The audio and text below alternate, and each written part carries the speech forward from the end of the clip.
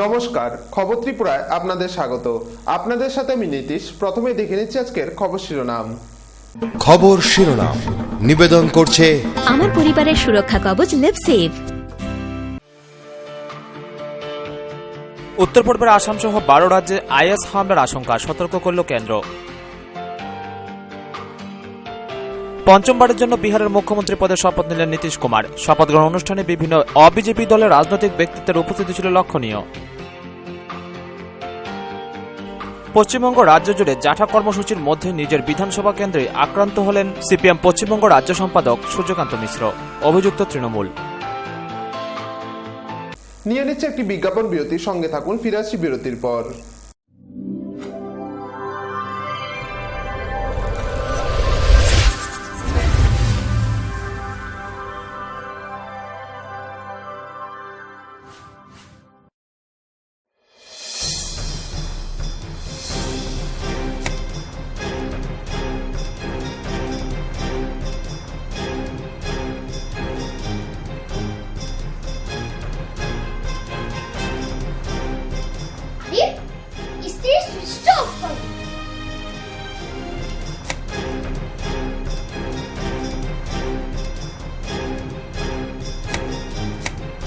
বৈদ্যুতিক সরঞ্জাম যেমন fridge, tubelight, AC, motor, TV, geyser, fan কেনার সময় অবশ্যই বিইই লেভেল ও সর্বোচ্চ তারাচিহ্নের সংখ্যা দেখে কেনা উচিত।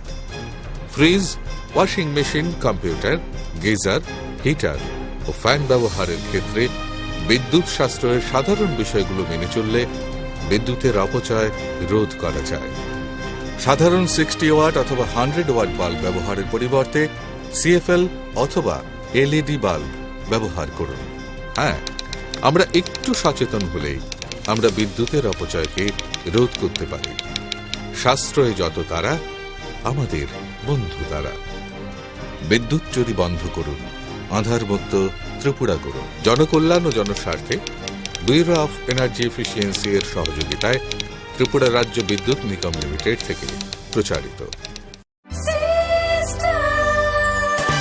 ডাল, মাছ, সবজি, মশলার কেরামতি, গুণমানে প্রতিহার সিস্টার স্পাইসি। কষা কিংবা ঝোল করো আমিষ হোক নিরামিষ, সিস্টার গুণে সব রান্না স্বাদে হয় সঠিক। হোটেল, রেস্তোরাঁ কিংবা করো আয়োজনের খাবার, সুস্বাদু গন্ধে ভরে মন সবাকার। সিস্টার গুঁড়া মশলায় রান্নার বাহার, মন চাই ফিরে ফিরে খেতে পারবা। সিস্টার গুঁড়া মশলা, গুণমানে প্রতি ঘরে ঘরে। খিদে পাচ্ছে না, পেট ব্যথা করছে। আরো বাইরের খাবার খা, তোদের নিয়ে যে কি করি। আরে দিদি, 10টি আয়ুর্বেদিক তত্ত্ব দিয়ে তৈরি লিভ সেভ কিটস আছে না, যেটা বাচ্চাদের এই সব সমস্যা থেকে রেহাই দেয়। আমার বাচ্চাদের সুরক্ষা কবচ লিভ সেভ কিডস। বিয়ে মানে নতুন জীবন, অনেক স্বপ্ন, স্বপ্ন পূরণে স্বর্ণকমল জুয়েলার্স। আকর্ষণীয় বিয়ের গয়নার অসংখ্য ডিজাইন নিয়ে স্বর্ণকমল জুয়েলার্স জানায় আপনাদের সাদর আমন্ত্রণ। স্বর্ণকমল জুয়েলার্স, আপনার যে আপন।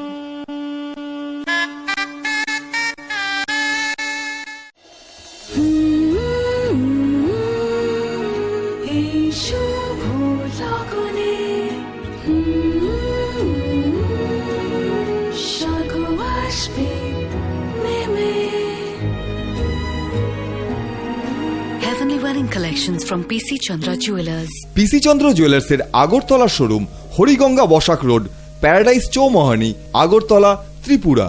ফোন 038123266666।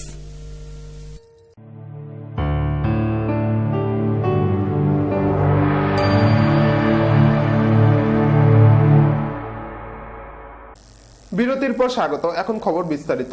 উত্তর পূর্বের আসাম সহ 12 রাজ্যে আইএস হামলার আশঙ্কা, সতর্ক করল কেন্দ্র। প্যারিস হামলার প্রেক্ষিতে ফের এক দফা সতর্কবার্তা জারি করল কেন্দ্র। সূত্রের খবর, কেন্দ্রীয় স্বরাষ্ট্র মন্ত্রকের পক্ষ থেকে সবকটি রাজ্যকে এক প্রস্তাব সতর্ক করে বলা হয়েছে, জনবহুল এলাকায় হামলা চালাতে পারে আইএস ভাবধারায় বিশ্বাসী যুবকেরা। এই কারণে সংখ্যালঘু যুব সমাজের একাংশ আইএস ভাবধারায় প্রভাবিত হচ্ছে কিনা তাও নজরে রাখতে বলা হয়েছে। আইসিস কোনো নির্দিষ্ট দেশ নয়, সারা পৃথিবীর কাছেই আশঙ্কার। ভারতেও আক্রমণ চালাতে পারে এই জঙ্গি গোষ্ঠী, মন্তব্য করেছেন স্বরাষ্ট্রমন্ত্রী রাজনাথ সিং। मैं समझता हूं कि ये आईएस का खतरा केवल किसी एक देश का खतरा नहीं है, बल्कि एक ग्लोबली एक चैलेंज है और सभी देशों को मिलजुल कर इसका मुकाबला करने की जरूरत है। और भारत भी इस संबंध में पूरी तरह से सजग है। सुरक्षा के मद्देनजर जो भी स्टेप्स लेने होंगे वो आवश्यक स्टेप्स हम लोग लेंगे। मैं मानता हूं कि विश्व के बहुत सारे देशों को एक दूसरे से इस मामले में कोऑपरेट करने की जरूरत है। বর্তমানে গোটা দেশের মধ্যে 12টি রাজ্যে আইএসের প্রভাব রয়েছে বলে জানতে পেরেছে কেন্দ্র। এর মধ্যে মহারাষ্ট্র ও দক্ষিণ ভারতের রাজ্যগুলিতেই আইএসের প্রভাব সবথেকে বেশি, পিছিয়ে নেই পশ্চিমবঙ্গ বা আসাম। সন্ত্রাসবাদী গোষ্ঠীর উদ্দেশ্য সাধনে ব্যবহার করা হচ্ছে শিক্ষিত যুবকদের, যাদের কাজ হল আরও 10 জনের মধ্যে সেই ভাবধারা ছড়িয়ে দেওয়া। আইএসের ক্ষেত্রে কেন্দ্রের উদ্বেগের বিষয়টি হল, লস্কর বা আল কায়দার জঙ্গিদের নিজেদের প্রশিক্ষণ শিবিরে নিয়ে এসে প্রশিক্ষণ দিয়ে তারপর তাদের ফিদায়ে হিসাবে ব্যবহার করত।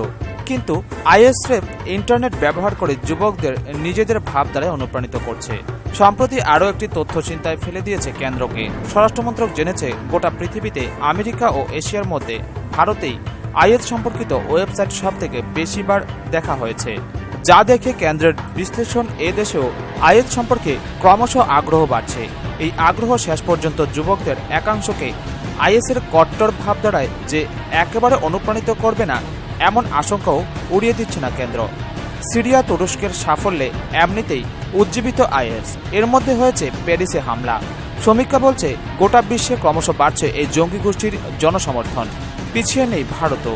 খিলাফত বা ধর্মীয় সাম্রাজ্য প্রতিষ্ঠার সমর্থনে অস্ত্র তুলে নিতে ইতিমধ্যেই দেশ ছেড়েছেন বেশ কিছু যুবক।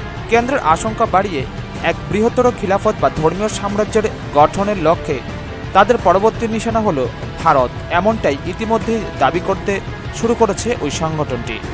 তবে বর্তমানে স্বরাষ্ট্র মন্ত্রকের কাছে আশঙ্কার বিষয় হল প্রধানত দুটি। প্রথমত, আইএসের ভাবধারায় অনুপ্রাণিত হয়ে ধর্মীয় সাম্রাজ্য গঠনের লড়াইতে অংশ নিতে ভারত ছেড়েছেন প্রায় 2 ডজন যুবক।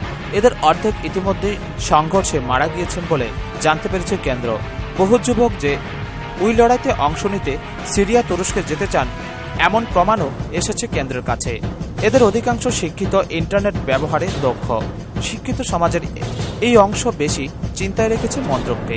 আইএসের ভাবধারায় বিশ্বাসী ওই বিপদগামী যুবকদের সরাসরি গ্রেপ্তার না করে বরং তাদের পর্যবেক্ষণে রাখার সিদ্ধান্ত নেওয়া হয়েছে।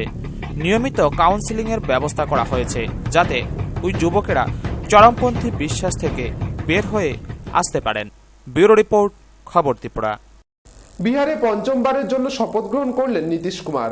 নীতিশ কুমারের পরে শপথ গ্রহণ করলেন লালু পুত্র তেজস্বী যাদব। বিহারে পঞ্চমবারের জন্য শপথ গ্রহণ করলেন নীতিশ কুমার। নীতিশ কুমারের পরেই শপথ গ্রহণ করলেন লালু পুত্র তেজস্বী যাদব। নীতিশের পরেই তেজস্বী শপথ নেওয়ার পরে তার উপমুখ্যমন্ত্রী হওয়ার জল্পনা আরও তুঙ্গে উঠে গেল। এরপরই শপথ গ্রহণ করেন লালু প্রসাদের আরেক পুত্র তেজপ্রতাপ যাদব। মন্ত্রিসভায় সম্ভবত উপমুখ্যমন্ত্রী হচ্ছেন লালু পুত্র তেজস্বী যাদব। মন্ত্রিসভায় থাকতে পারেন লালু প্রসাদের বড় ছেলে তেজপ্রতাপও। শুক্রবার দুপুর 2টায় পাটনার মসনদে মুখ্যমন্ত্রী হিসেবে শপথ নিয়েছেন নীতিশ কুমার। मैं विधि द्वारा स्थापित भारत के संविधान के प्रति सच्ची श्रद्धा और निष्ठा रखूंगा। मैं भारत की प्रभुता और अखंडता अक्षुण्ण रखूंगा। मैं बिहार राज्य के मुख्यमंत्री के रूप में अपने कर्तव्यों का श्रद्धापूर्वक और शुद्ध अंतःकरण से निर्वहन करूंगा तथा मैं भय या पक्षपात, अनुराग या द्वेष के बिना सभी प्रकार के लोगों के प्रति संविधान और विधि के अनुसार न्याय करूंगा। मैं नीतीश कुमार सत्यनिष्ठा से प्रतिज्ञान करता हूं कि जो विषय बिहार राज्य के मुख्यमंत्री के रूप में मेरे विचार के लिए लाया जाएगा अथवा मुझे ज्ञात होगा, उसे किसी व्यक्ति या व्यक्तियों को तब के सिवाय जबकि ऐसे मुख्यमंत्री के रूप में अपने कर्तव्यों के सम्यक निर्वहन के लिए ऐसा करना अपेक्षित हो, मैं प्रत्यक्ष अथवा अप्रत्यक्ष रूप से संसूचित या प्रकट नहीं करूंगा।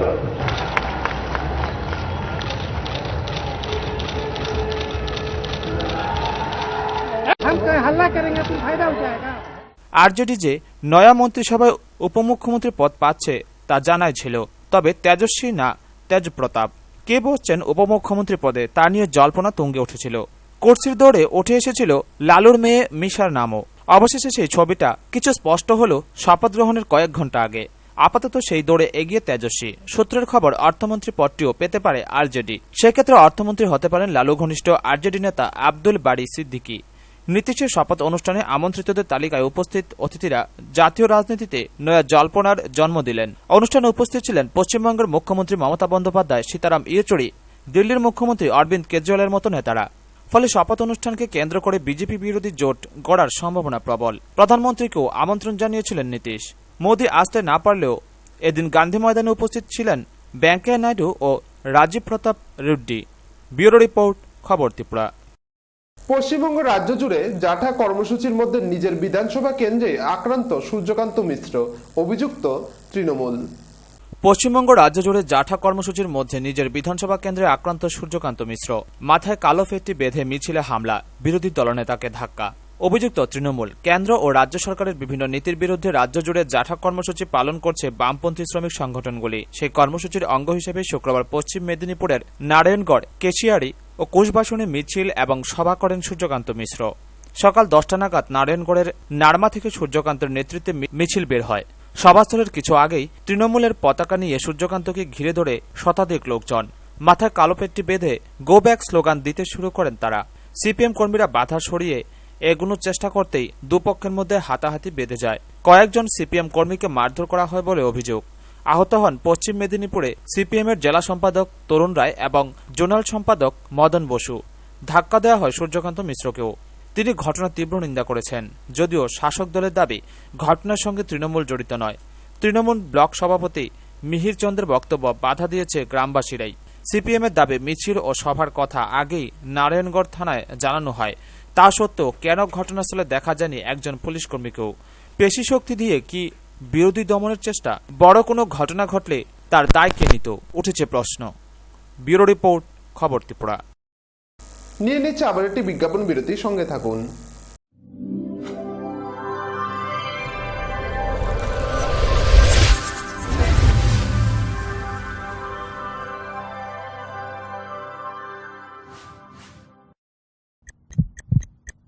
হার্ট ও সেরিব্রাল অ্যাটাকে দেরিতে চিকিৎসা প্রাণঘাতী। মনে রাখবেন, আন্তর্জাতিক মাপকাঠিতে চিকিৎসার গোল্ডেন আওয়ার প্রথম 2 ঘন্টা। তাই দেরি না করে চলে আসুন ঘরের পাশে আইএলএস হসপিটালে। 24 ঘন্টায় থাকছেন বিশেষজ্ঞ চিকিৎসকের দল। আছে অত্যাধুনিক ভেন্টিলেটর ও 24টি আইসিইউ বেড। আইএলএস হসপিটাল, সময় বাঁচান, জীবন বাঁচান।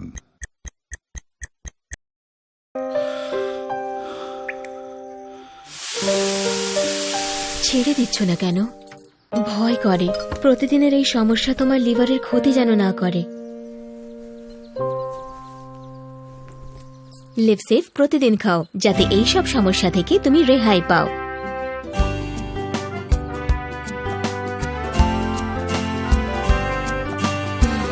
আমার পরিবারের সুরক্ষা কবচ লিভসেভ। হ্যাঁ, বুঝছি বুঝছি বুঝছি তো, বুঝছি বুঝছি বুঝছি বুঝছি বুঝছি বুঝছি বুঝছি আরে ভাই বুঝছি তো, প্রিমিয়ার যে ভালো সিমেন্ট 10 বছরেও বুঝবো না। আপনার আস্থার প্রতি আমাদের সম্মান। প্রিমিয়ার সিমেন্ট, সাফল্যের 10 বছর।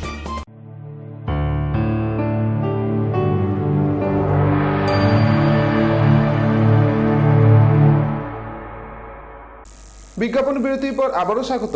চলে যাচ্ছে অন্যান্য খবরে। কেন্দ্রীয় কর্মচারীদের জন্য সুখবর, ফের বেতন বৃদ্ধির সুপারিশ। সপ্তম বেতন কমিশনে 24% বেতন বৃদ্ধির সুপারিশ। 1 জানুয়ারি থেকেই কার্যকরী হতে চলেছে নতুন সুপারিশ।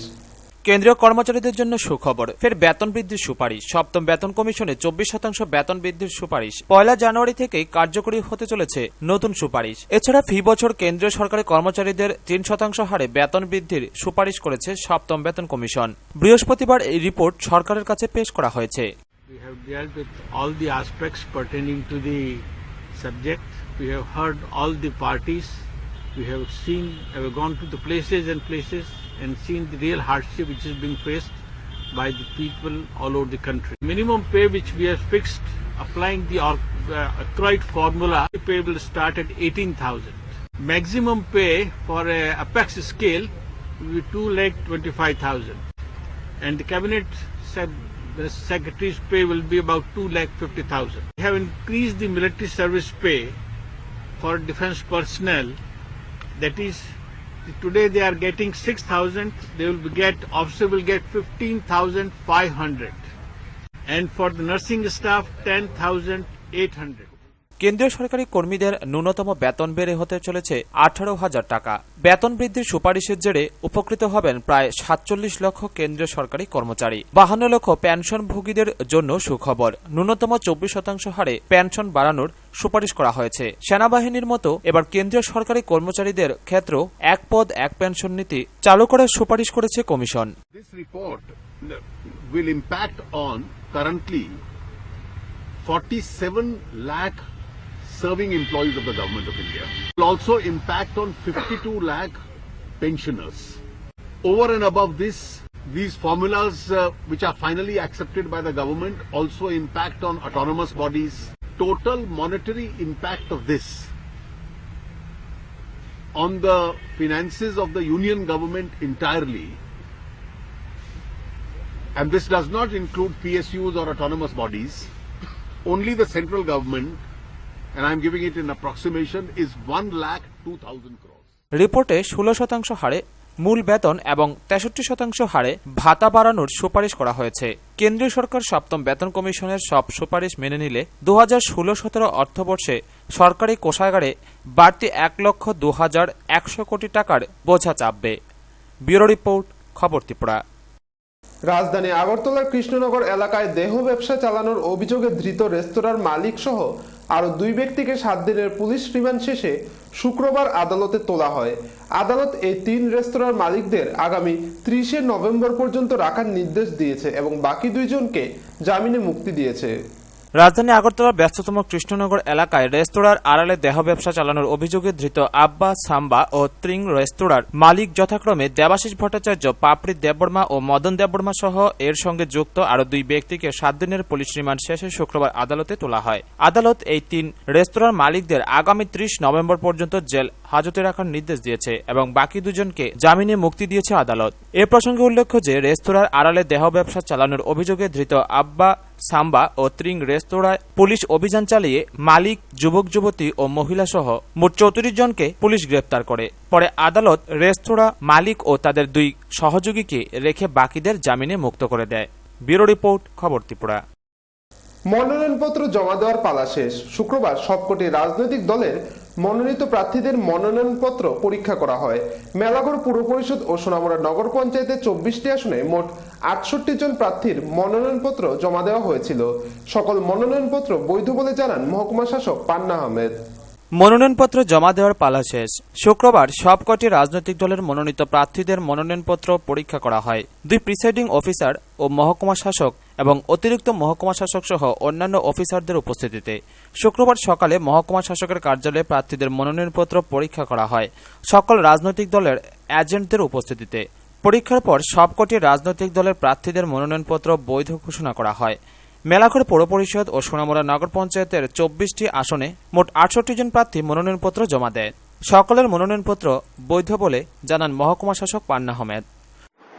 আজকে 20 নভেম্বর যে সমস্ত নমিনেশন আমরা গত কয়েকদিন পেয়েছি সোনামুড়া এবং সোনামুড়া নগর পঞ্চায়েত এবং মেলাঘর মিউনিসিপ্যালিটির জন্য, সেগুলি আজকে আমরা স্ক্রুটিনি করেছি। স্ক্রুটিনির সময় আমাদের সমস্ত পলিটিক্যাল পার্টির রিপ্রেজেন্টেটিভরা উপস্থিত ছিলেন, প্রতিনিধি উপস্থিত ছিলেন এবং মাননীয় 2 জন অবজারভারও উপস্থিত ছিলেন। তাদের উপস্থিতিতে আমরা সবগুলো স্ক্রুটিনি করেছি এবং স্ক্রুটিনিতে আমরা সবগুলি নমিনেশন পেপারই বৈধ হিসেবে পেয়েছি, অর্থাৎ কোনো নমিনেশন পেপারই আজকে রিজেক্ট হয়নি। মাননীয় অবজারভার দ্বয়, সমস্ত পলিটিক্যাল পার্টি এবং পুলিশ প্রশাসন সবাইকে নিয়ে আমরা একটা সভায় মিলিত হব।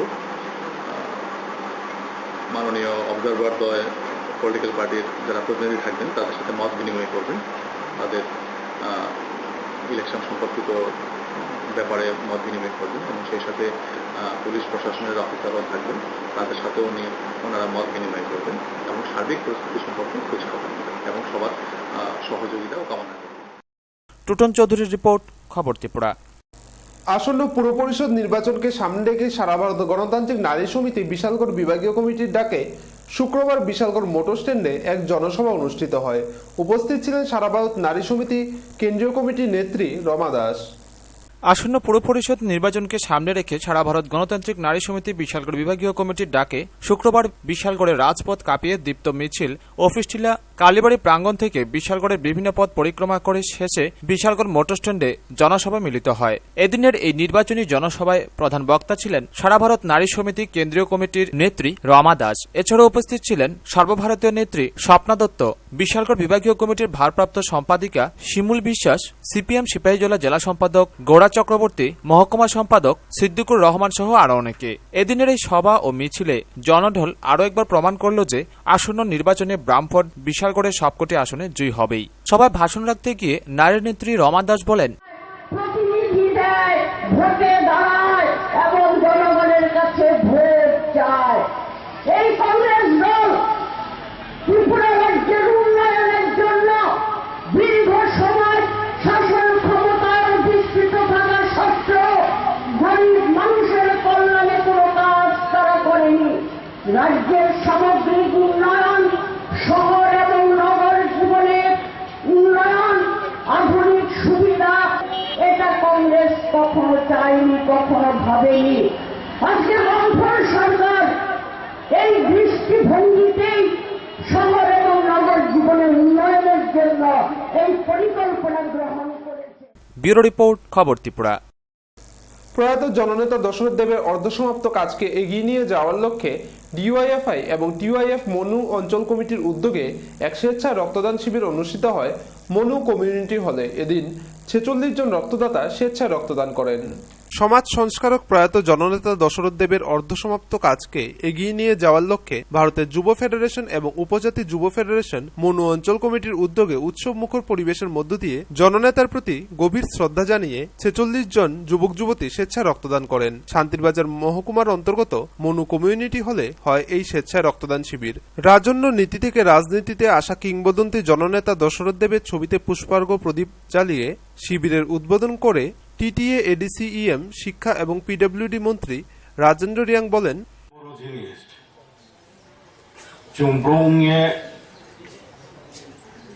দান রিমো জিনিস বড় সব সেক্টর স্যাক্রিফাইস জিনিস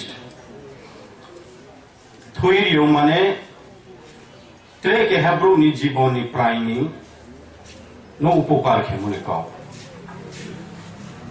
আর ইমব্রো থুই ইমচুয়া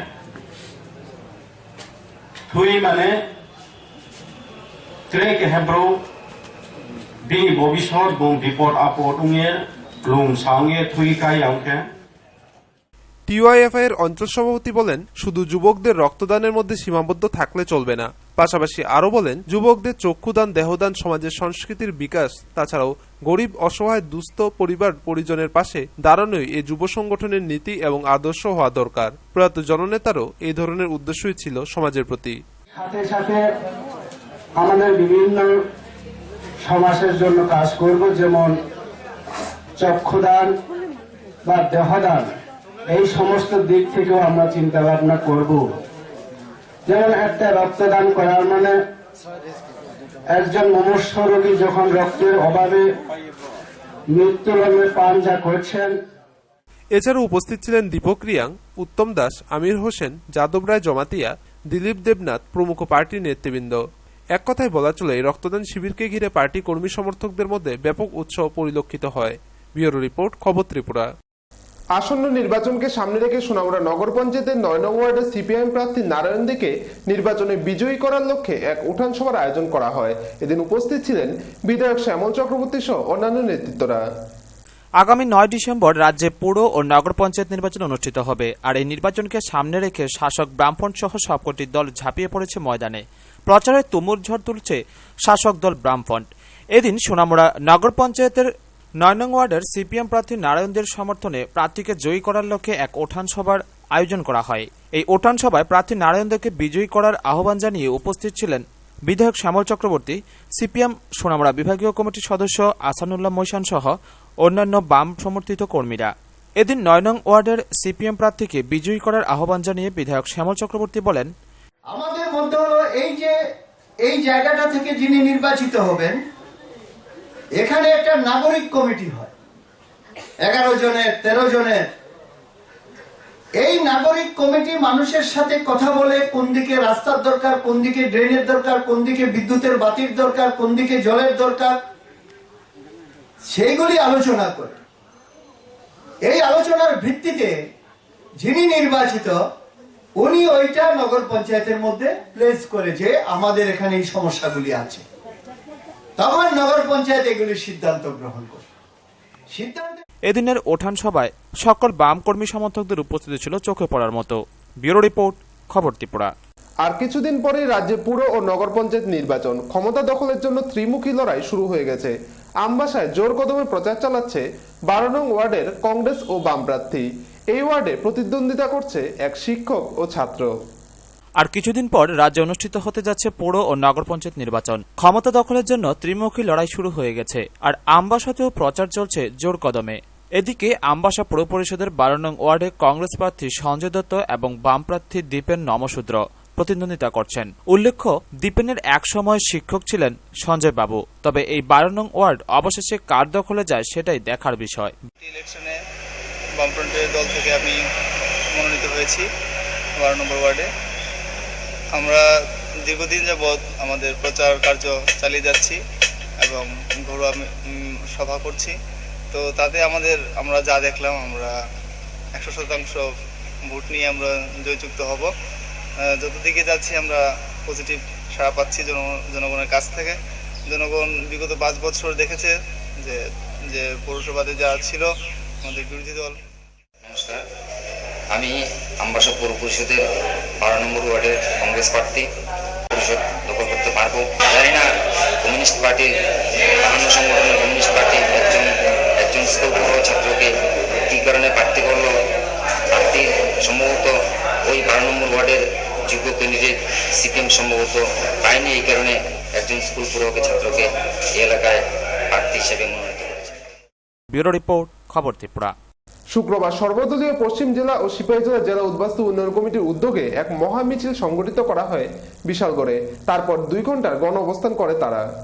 রাজ্যে সন্ত্রাসবাদী কার্যকলাপে নিজেদের ভিটেমাটি ছেড়ে উদ্বাস্তু হয়ে পড়া পরিবারগুলো তাদের পুনর্বাসনের দাবিতে দীর্ঘদিন ধরে গণতান্ত্রিক পদ্ধতিতে আন্দোলন সংগঠিত করে আসছে। নানা প্রতিশ্রুতি সত্ত্বেও সরকার তাদের দাবি পূরণ করেনি। এ অবস্থায় বাধ্য হয়ে শুক্রবার বেলা 12টায় সর্বদলীয় পশ্চিম জেলা ও সিপাহীজলা জেলা উদ্বাস্তু উন্নয়ন কমিটির উদ্যোগে এক মহা মিছিল সংগঠিত করা হয়। প্রথম উদ্বাস্তুরা বিশালগড় মোটর স্ট্যান্ডে জড়ো হয়ে মিছিলের মাধ্যমে বাজারের অলিগলি পথ পরিক্রমা করে নিউ মার্কেটের চিরা বাজারে মিলিত হয়ে 2 ঘন্টার গণ অবস্থানে বসে।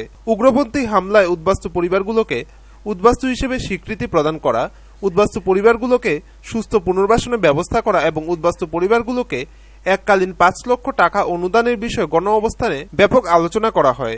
বক্তব্য রাখেন উদ্বাস্তু উন্নয়ন কমিটির চেয়ারম্যান গোপাল লস্কর, সম্পাদক সজল পোদ্দার এবং রাখাল দেবনাথ। উল্লেখ্য, জম্পুই জেলায় উচ্ছেদকৃতদের পুনর্বাসন সংক্রান্ত সরকারি বক্তব্যে তীব্র প্রতিবাদ জানিয়েছে উদ্বাস্তু উন্নয়ন কমিটি। কমিটির বক্তব্য, রাজ্য সরকার অত্যন্ত নির্লজ্জভাবে অসত্য প্রচার করে উদ্বাস্তুদের আন্দোলনকে কৌশলে দ্বিখণ্ডিত করার চেষ্টা করছে। সরকারের এই অপকৌশল কিছুতেই সফল হতে দেবে না বলে কমিটি দাবি করে। শুধু তাই নয়, কমিটি এবার হুমকি দিয়েছে যে কোনো দিন যে কোনো সময় তারা মুখ্যমন্ত্রী বাড়ি ঘেরাও করবে। তবে দিনক্ষণ জানিয়ে নয়, আচমকাই তারা এই আন্দোলনে সামিল হবে। পশ্চিম জেলা ও সিপাহীজলা উদ্বাস্তু উন্নয়ন কমিটির পক্ষ থেকে আমরা সিপাহীজলার মহকুমার ভিত্তিতে যে আজকে আন্দোলন, সেই আন্দোলন হলো আমরা রাজ্য সরকার 16 বছর যাবৎ আমাদেরকে শুধু প্রতারণা করছে, আমাদেরকে কিছুই দিচ্ছে না। আমরা যেহেতু পৌরসভা নির্বাচনের পরে আমরা বৃহত্তর আন্দোলন সংগঠিত করব আমাদের 3 দফা দাবির ভিত্তিতে। আমাদেরকে সরকারিভাবে স্বীকৃতি দিতে হইব এবং প্রত্যেক উদ্বাস্ত পরিবারকে 5 লক্ষ টাকা করে ক্ষতিপূরণ দিতে হবে এবং উদ্বাস্ত সরকার পরিবারকে পুনর্বাসনের ব্যবস্থা করতে হবে। না হলে আমরা এই পৌরসভা নির্বাচনের পরেই আমরা বৃহত্তর আন্দোলন সংগঠিত করব। তার লক্ষ্যেই আজকের আমার সেই পর্যালোচনা। ধন্যবাদ। ব্যুরো রিপোর্ট, খবর ত্রিপুরা। মনোনয়নপত্র জমা দিয়ে বাড়ি বাড়ি প্রচারে নামলেন কমলপুর নগর পঞ্চায়েতের 11টি ওয়ার্ডের কংগ্রেস প্রার্থীরা। মনোনয়নপত্র জমা দেওয়ার একদিনের মাথায় বাড়ি বাড়ি প্রচার শুরু করল কমলপুর নগর পঞ্চায়েতের 11টি ওয়ার্ডের কংগ্রেস প্রার্থীরা। ক্ষমতাসীন সিপিআইএম দলে যখন প্রার্থী তালিকা ঘোষণা সহ মনোনয়নপত্র দাখিল করে প্রথম ও দ্বিতীয় দফায় প্রচার শেষ করে ফেলেছে, সেই ক্ষেত্রে কংগ্রেস দল অনেকটা দেরিতে হলেও প্রচারে নামায় মহকুমা সদরে রাজনৈতিক প্রচার কিছুটা জমে উঠেছে বলা চলে। বৃহস্পতিবার 3 নম্বর ওয়ার্ডের কংগ্রেস প্রার্থী প্রতাপ রায়ের নেতৃত্বে বাড়ি বাড়ি প্রচারে বের হন তপন বর্মন, কৃষ্ণকান্ত ধর, মানিক ভট্টাচার্য সহ কংগ্রেস কর্মী সমর্থকরা। প্রচারে বেরিয়ে তিনি বেশ সাড়া পান বলে সংবাদ মাধ্যমকে প্রতিক্রিয়া ব্যক্ত করেন। আচ্ছা, আপনি জয়ের ব্যাপারে কতটা আশাবাদী? আমি নিশ্চিত। যদি ভোটে আপনি জয়যুক্ত হন তাহলে জনগণের স্বার্থে কি ধরনের কাজ করবেন? অবশ্যই স্বচ্ছ প্রশাসন, নগর পঞ্চায়েত, স্বচ্ছ নগর পঞ্চায়েত গঠন করা, সম্পদ কর, জল করে কোথাও রেহাই দেওয়া যায় কিনা এই করে চিন্তা করা। তারপরে যেসব কাজ নগর পঞ্চায়েত করতেছে, নিজেরা করতেছে, এগুলা বেকারদের মধ্যে ভাগ করে দেওয়া যায় কিনা এবং চেষ্টা করব। আর কংগ্রেস নগর পঞ্চায়েত গঠন করলে অবশ্যই করব। অন্যদিকে বৃহস্পতিবার রিটার্নিং অফিসারের নিকট বিজেপি দলের পক্ষ থেকে আরও 3 জন মনোনয়নপত্র জমা দেন। কমলপুর নগর পঞ্চায়েতের মোট 11টি ওয়ার্ডের মধ্যে বিজেপি প্রার্থীদের 9টি ওয়ার্ডে জমা দেন। 4 নম্বর এবং 6 নম্বর ওয়ার্ডে 2টি কেন্দ্রে বিজেপি প্রার্থী হিসেবে লড়বেন গতবারের কাউন্সিলর স্বপ্না দাস। তিনি গত নগর পঞ্চায়েতের নির্বাচনে কংগ্রেসের ভিটিতে লড়ে জয়ী হয়েছিলেন, পরে দলবদল করে তৃণমূল, এরপর বিজেপি দলে যোগ দেন। 5 নম্বর এবং 6 নম্বর আসনে বিজেপি প্রার্থী দেয়নি, এর কারণ অবশ্য বিজেপি নেতারা বলতে নারাজ। ব্যুরো রিপোর্ট, খবর ত্রিপুরা। খবর শেষ করার পূর্বে আবারও দেখে নিচ্ছে আজকের খবর শিরোনাম। খবর শিরোনাম নিবেদন করছে আমার পরিবারের সুরক্ষা কবচ লিভসেভ। উত্তর পূর্বের আসাম সহ 12 রাজ্যে আইএস হামলার আশঙ্কা, সতর্ক করল কেন্দ্র। পঞ্চমবারের জন্য বিহারের মুখ্যমন্ত্রী পদে শপথ নিলেন নীতিশ কুমার। শপথ গ্রহণ অনুষ্ঠানে বিভিন্ন অবিজেপি দলের রাজনৈতিক ব্যক্তিত্বের উপস্থিতি ছিল লক্ষণীয়। পশ্চিমবঙ্গ রাজ্য জুড়ে জাঠা কর্মসূচির মধ্যে নিজের বিধানসভা কেন্দ্রে আক্রান্ত হলেন সিপিএম পশ্চিমবঙ্গ রাজ্য সম্পাদক সূর্যকান্ত মিশ্র, অভিযুক্ত তৃণমূল।